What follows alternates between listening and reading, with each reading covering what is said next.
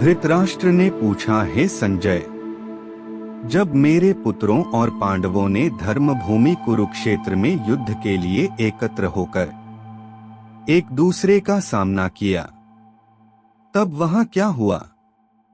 संजय ने कहा, हे राजा, दुर्योधन ने अपने गुरु द्रोणाचार्य के पास जाकर उनकी सेना का वर्णन किया।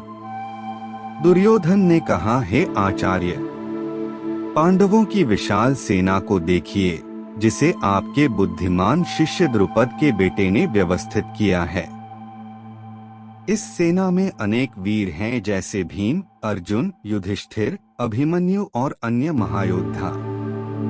हे द्रोणाचार्य, अब हमारे पक्ष के उन विशिष्ट योद्धाओं को जान लीजिए जो मेरी सेना के प्रमुख सेनापति हैं। आपकी जानकारी के लिए मैं उनके नाम बताता हूँ। कौरव सेना का वर्णन। दुर्योधन ने अपनी सेना में भीष्म, कर्ण, कृपाचार्य और अन्य योद्धाओं का वर्णन किया। उसने कहा कि हमारी सेना अपार है, क्योंकि इसकी रक्षा पितामह भीष्म कर रहे हैं, जबकि पांडवों की सेना भीम के नेतृत्व में सीमित है। आप सभी अपने अपने मोर्चों पर स्थित रहते हुए सभी दिशाओं से पितामह भीष्म की पूरी तरह सहायता करें। इसके बाद भीष्म पितामह ने शंख बजाया, जिससे कौरव सेना का उत्साह बढ़ा। इसके उत्तर में श्री कृष्ण और अर्जुन ने अपने दिव्य रथ पर शंखनाद किया। द्रुपद, द्रौपदी के पुत्रों और महाबाहु अभिमन्यु ने भी अलग अलग शंख बजाए। उस भयंकर शब्द ने आकाश और पृथ्वी को गुंजायमान करते हुए धृतराष्ट्र के पुत्रों के हृदय विदीर्ण कर दिए। अर्जुन का रथ युद्ध भूमि में अर्जुन ने श्री कृष्ण से कहा, हे माधव, कृपया मेरा रथ दोनों सेनाओं के बीच ले चलिए, ताकि मैं यह देख सकूं कि युद्ध में कौन कौन उपस्थित हैं। हे धृतराष्ट्र, अर्जुन द्वारा ऐसा कहे जाने पर श्री कृष्ण ने उस उत्तम रथ को दोनों सेनाओं के बीच में स्थापित कर दिया। भीष्म, द्रोण और सभी राजाओं के सामने रथ को खड़ा करके श्री कृष्ण ने अर्जुन से कहा, हे पार्थ, इन एकत्र हुए कौरवों को देखो। वहां अर्जुन ने दोनों सेनाओं में खड़े हुए पिताओं, पितामहों, आचार्यों, मामा, भाइयों, पुत्रों, पौत्रों और मित्रों को देखा। अर्जुन ने अपने समक्ष खड़े हुए सभी संबंधियों को देखकर अत्यधिक करुणा से व्याप्त होकर दुखी होते हुए यह कहा, हे कृष्ण, इस युद्ध के लिए उपस्थित अपने स्वजनों को देखकर मेरे अंग शिथिल हो रहे हैं और मेरा मुख सूख रहा है। मेरे शरीर में कंपी हो रही है और मेरे रोमांच खड़े हो रहे हैं। धनुष मेरे हाथ से गिर रहा है और मेरी त्वचा जल रही है। मैं खड़ा नहीं रह पा रहा हूँ और मेरा मन चकरा रहा है। हे केशव, मैं अशुभ लक्षण देख रहा हूँ।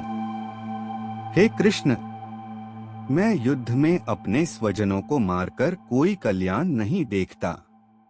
मुझे न तो विजय की आकांक्षा है, न राज्य की और न ही सुखों की। हे गोविंद, हमें राज्य, भोग और जीवन से क्या लाभ? जिनके लिए हम इनकी इच्छा करते हैं, वे ही सब युद्ध में उपस्थित हैं।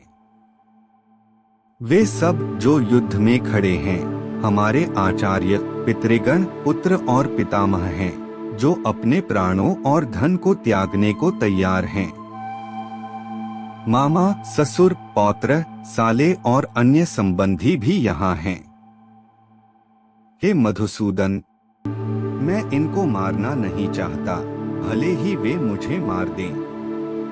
त्रैलोक्य के राज्य के लिए भी तो पृथ्वी के लिए तो बिल्कुल नहीं। धृतराष्ट्र के पुत्रों को मारकर हमें क्या प्रसन्नता होगी? हे जनार्दन, इन आत्ताइयों को मारने से हम पर पाप ही लगेगा। अतः हमें अपने बंधु बांधव धृतराष्ट्र के पुत्रों को मारना उचित नहीं है। हे माधव, अपने स्वजनों को मारकर हम कैसे सुखी हो सकते हैं? भले ही लोभ से अंधे हुए ये लोग इसे न समझें। कुल के विनाश से सनातन कुल धर्म नष्ट हो जाते हैं और धर्म के नाश से पूरा कुल अधर्म में लिप्त हो जाता है। हे कृष्ण, अधर्म के बढ़ने से कुल की स्त्रियां दूषित हो जाती हैं और स्त्रियों के दूषित होने पर वर्णसंकर उत्पन्न होता है। वर्णसंकर कुल और कुलघातियों को नरक में ले जाता है। पिंड और जल की क्रिया बंद हो जाने से इनके पितर गिर जाते हैं। कुलघातियों द्वारा उत्पन्न वर्णसंकर के इन दोषों से शाश्वत जाति धर्म और कुल धर्म नष्ट हो जाते हैं। हे जनार्दन, जिनका कुल धर्म नष्ट हो गया है उन मनुष्यों का अनिश्चित काल तक नरक में वास होता है, ऐसा हमने सुना है। हाय, हम बड़े पाप को करने के लिए तैयार हो गए हैं, जो कि राज सुख के लोभ में अपने ही स्वजनों को मारने का प्रयास है। यदि युद्ध में शस्त्रधारी धृतराष्ट्र के पुत्र मुझे बिना प्रतिकार किए और निहत्था मार डालें, तो वह मेरे लिए अधिक कल्याणकारी होगा। इस प्रकार कहकर अर्जुन ने शोक संतप्त मन से अपना धनुष और बाण त्याग दिया और रथ के भीतर बैठ गए।